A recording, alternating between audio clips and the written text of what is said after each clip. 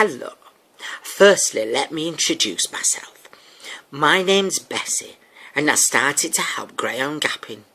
Oh, let me see now. I think it must have been December 2008. You'll have to forgive me, my memory's not what it used to be. I do love helping Greyhound gap. In fact, I think it's the whole of my life.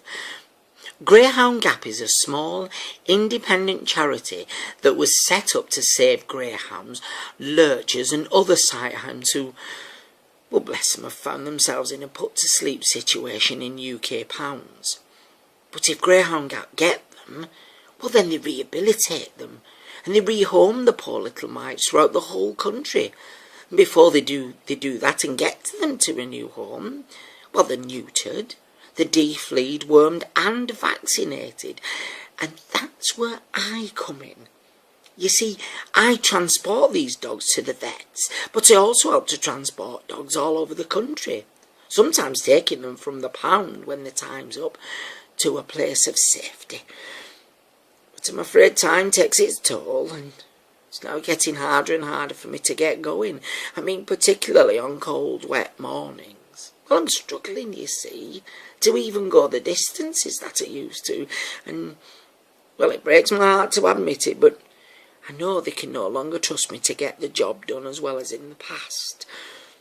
I mean, the past few times I've gone long distances, well, I've had to have someone to come and get me, as I couldn't get any further. Oh, you can imagine my embarrassment. And I know this is a bit personal, but well, bits are starting to drop off, and certain areas of my bodywork are getting downright rusty. So, I have made the decision to retire, but before I can, Greyhound Gap needs a new model. Another Ford Transit like myself, you know, who can take up the mantle.